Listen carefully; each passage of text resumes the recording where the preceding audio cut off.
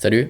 Mesdames et messieurs, bonjour, bienvenue dans cette nouvelle vidéo, un petit peu comme celle que j'avais faite il y a 1 an et demi où je parlais des nouveautés dans mon décor et dans ma chaîne. Aujourd'hui on va parler à peu près de la même chose, sauf que vous allez voir que la majorité des trucs que j'avais dit il y a 1 an et demi ne sont plus les mêmes qu'aujourd'hui. Et c'est d'ailleurs la raison pour laquelle je fais cette vidéo aujourd'hui. J'ai mis aujourd'hui le pull du personnage secondaire pour vous en parler, d'ailleurs je sais que c'est la mauvaise casquette mais on s'en fout. Bon alors j'ai pas mal de trucs à vous dire dans cette vidéo, mais je pense qu'on va commencer par les nouveautés du décor, parce que je pense que c'est ce qui vous a sauté aux yeux dès le début de la vidéo. Bon alors le plus important, et je pense que vous avez remarqué depuis le début, c'est que j'ai une nouvelle caméra, encore une fois oui, parce que quand je vous avais parlé dans la vidéo annoncée info d'il y a 1 an et demi de ma nouvelle caméra, c'était le Lumix GX9 qui ressemble à peu près à ça. Et c'est un très bon appareil photo, hein, mais c'est dans le titre, appareil photo et pas une caméra. Et ça c'est une erreur que j'ai faite parce que je m'étais pas assez renseigné avant de l'acheter, c'est que cet appareil n'avait pas la majorité des fonctions d'exposition qu'a une caméra comme là. Et c'est au final après avoir expérimenté avec cet appareil pendant plus d'1 an et demi et en me rendant compte que je pourrais rien en faire, que j'ai acheté cette caméra qui est maintenant le Sony ZV-E10 qui ressemble à ça, et qui est quand même beaucoup plus adapté pour tout ce qui est vidéo cinématique ou contenu professionnel en général. Et donc un des avantages de cet appareil par rapport à l'autre, c'est que premièrement il y a un écran qui peut se retourner à 180 degrés, d'ailleurs je suis en train de le regarder actuellement, ce qu'il faut jamais faire en cinéma, parce que premièrement l'écran il n'existe pas, et la caméra non plus, donc d'ailleurs à la fin d'ASMR 4, j'ai dû retourner quelques scènes parce que je faisais des regards caméra et faut surtout pas faire ça en cinéma, vraiment c'est une des règles de base. Et un autre avantage de cette caméra, c'est qu'elle peut filmer en log. Alors je sais que la plupart d'entre vous comprenez rien à ce que je dis, mais le log c'est un profil de couleur qui permet une fois au montage d'avoir beaucoup plus de liberté de modification de couleur, de saturation, d'exposition, et c'est un truc qui est vachement pratique, notamment quand on fait des plans cinématiques, quand on veut avoir de la liberté un peu pour éditer les couleurs comme on veut. Parce que oui, sans aucune modification directement de la carte SD, ça ressemble à ça. C'est moins joli. Et donc c'est en faisant beaucoup de manips de couleurs, d'exposition et de contraste qu'on arrive à un plan qui est quand même vachement plus agréable à regarder. Bon du coup voilà, ça c'est ma nouvelle caméra, mais il y a aussi plein d'autres nouveaux éléments dans ce décor, notamment le retour de la télé qu'on peut voir ici. Alors bon là j'ai mis un truc au hasard, je sais pas trop ce que c'est, des sortes de vagues un peu abstraites blanches, mais je suis sûr qu'il y aura plein de trucs à mettre en rapport avec les vidéos à l'arrière-plan. Mais honnêtement ce plan il est pas très moche, hein. Je pense que même je vais le réutiliser plusieurs fois, surtout parce que je suis un peu flemmard et que j'ai pas trop d'imagination sur quoi mettre derrière la télé. Mais bon ça c'est un autre sujet. Un autre nouvel élément que vous avez pu voir sur l'étagère, c'est ces 4 petits tableaux. En fait, c'est 4 petites toiles que mon frère Louis avait fait il y a une dizaine d'années. D'ailleurs, j'ai mis sa chaîne en description si vous voulez aller voir ce qu'il fait.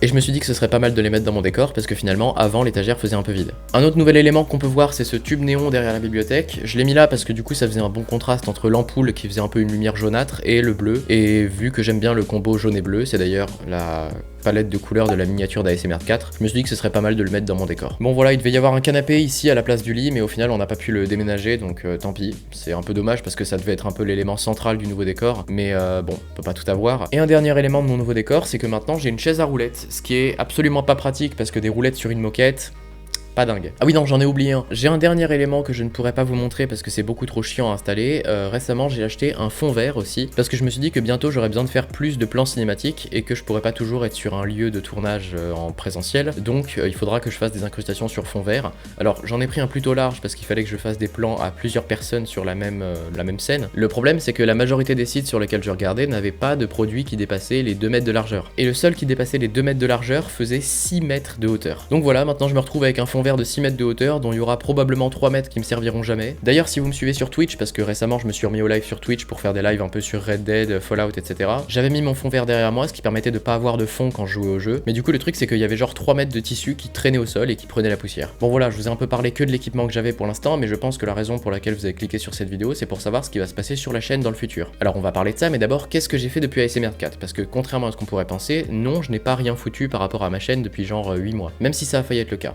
On va en reparler. Depuis la sortie d'ASMR 4 et globalement depuis la fin de l'épisode, j'étais pas mal occupé à écrire les prochaines vidéos, premièrement pour continuer l'histoire entre les deux personnages, et aussi pour corriger les incohérences de scénario, parce que finalement le rôle d'ASMR 4 c'était un peu de clôturer l'arc des ASMR en répondant aux questions que les gens pourraient se poser sur ma chaîne et surtout par rapport à l'histoire de mes personnages. Genre par exemple, pourquoi mon personnage a des pouvoirs sortis de nulle part? Pourquoi est-ce qu'il a une haine aussi aiguë envers l'ASMR? D'ailleurs je fais une parenthèse là-dessus, mais ce personnage de mec qui aime pas l'ASMR et qui aime globalement pas beaucoup de choses et qui est toujours un peu énervé, c'est vraiment qu'un personnage que je me suis construit, parce que en plus en vrai j'aime bien l'ASMR et d'ailleurs j'en écoute de temps en temps pour m'endormir. Le problème c'est qu'à ce moment-là, ASMR 3 avait déjà un peu percé et que j'étais un peu trop connu comme le mec qui déteste l'ASMR, donc dire que j'aime bien l'ASMR ça m'aurait complètement décrédibilisé. Et surtout pourquoi mon personnage va jusqu'à traquer un mec pour le rayer d'une liste à la fin de la vidéo. Toutes ces questions là seront répondues dans les prochaines vidéos et normalement par la fin de la saison 2 il devrait plus y avoir aucune incohérence de scénario dans ma chaîne.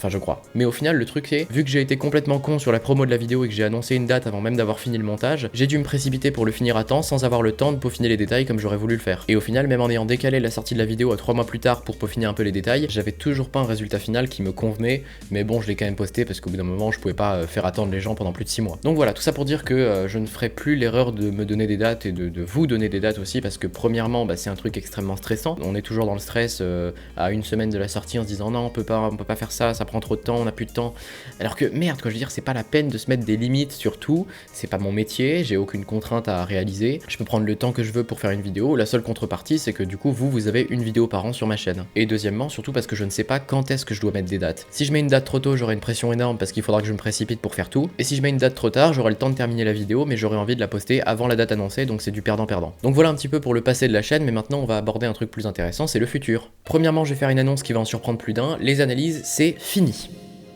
Je vous explique. Je vais être honnête avec vous, quand j'ai sorti ASMR 4, j'ai eu envie d'arrêter YouTube. Parce qu'en fait, il faut savoir que ASMR 4, ça a été une vidéo qui a été pour moi assez traumatisante. Premièrement, parce que c'était une vidéo qui était très longue à réaliser, très chiante à réaliser, qu'elle a coûté assez d'argent, je crois que le budget total était de genre 500-600 euros. Et troisièmement, par rapport à ces deux points-là que je viens de vous annoncer, elle a même pas bien marché, c'est-à-dire que par rapport à ASMR 3, elle a fait vraiment un bide. Et donc quand j'ai vu ça, je me suis dit que j'étais pas assez valorisé par rapport au temps que je mettais dans mes vidéos et que c'était mieux que j'arrête. Et honnêtement, ça aurait pu être le cas, j'aurais pu franchement arrêter. Mais ensuite, je me suis souvenu de ce que je vous avais dit dans le trailer de la saison 2 en 2022, quand j'avais annoncé qu'il y aurait 5 nouvelles analyses. Et j'avais expliqué un peu plus en détail dans la vidéo annonce et info qu'il y aurait Troom Troom, ASMR 4 et que les 3 autres, je les garde secrètes pour l'instant. Le truc c'est qu'après cette vidéo, j'avais trouvé une 4ème chaîne qu'il fallait absolument que j'analyse parce qu'il y avait plein de trucs à dire dessus. Et du coup, je me suis retrouvé d'un côté avec ma haine des analyses et le fait que je voulais plus en faire, et de l'autre avec 4 nouvelles analyses que j'avais pas envie de jeter à la poubelle. Donc ce que j'ai fait, c'est que j'ai regroupé les 4 analyses en une seule vidéo et que du coup, ce sera la dernière analyse de ma chaîne, et après, bah, je passerai à du contenu cinématique. Bon alors évidemment, j'ai un peu réduit le contenu que j'avais à dire sur les 4 chaînes, sinon ça ferait une vidéo d'1h30. Mais de l'autre côté, je vais vous laisser avec une dernière analyse qui fera au moins 40 minutes sans même compter les plans cinématiques. Et après cette dernière analyse, il y aura une dernière vidéo qui sera un peu le final de la saison 2, qui sera là pour conclure une bonne fois pour toutes l'histoire entre mes deux personnages. Donc voilà, ça c'est un peu la fin de l'histoire de mes deux personnages, et je vous entends déjà dire dans les commentaires qu'est-ce que je vais faire après, parce que oui, finalement, après ces 2 vidéos qui me restent à faire, je vais pas complètement disparaître d'internet. Et ça m'amène d'ailleurs à vous parler du dernier point de cette vidéo, qui s'appelle, bah, qu'est-ce que je vais faire après. Déjà niveau études, je viens d'avoir mon bac. Est-ce qu'on peut avoir des confettis en JPEG au montage ? Merci. C'est moi qui fais le montage, donc je me remercie tout seul. Et ensuite, je me suis inscrit pour 3 ans dans une école de cinéma. Et ouais, parce que je me suis dit, bah, vu que j'aime bien faire ça comme hobby sur internet, autant en faire mon métier plus tard. Donc à la rentrée prochaine, en septembre, je déménagerai à Paris pour aller faire mes études dans une école qui s'appelle l'ESSEC, qui est globalement une des meilleures écoles de cinéma en France. Et du coup, ce qui est bien, c'est que même si mon histoire sur ma chaîne va se terminer, bah, mes compétences que j'aurai apprises pendant toutes ces années m'auront permis d'en faire mon métier. Et qui sait, peut-être que dans quelques années, je posterai mes réalisations ici sur YouTube. Et aussi parce que peut-être que l'école va nous demander de faire plus de projets personnels au fil du temps, donc bah, quitte à continuer à en faire, autant partager ça avec vous sur internet. Bon bah voilà, j'ai tout dit. Salut! Ouais, c'était un peu brusque. Plus sérieusement, je vous dis à bientôt pour une prochaine vidéo. Je vous donne aucune date, mais sachez que je travaille tous les jours d'une manière ou d'une autre pour ma chaîne. Vous pouvez me suivre sur Instagram, c'est gratuit et ça fait plaisir. Et pour la fin de la vidéo, je vais faire comme dans Annonce et Info, le générique de la saison 2 pour l'avant-dernière fois sur cette chaîne. Allez, ciao! Je suis vraiment une merde pour les fins de vidéo.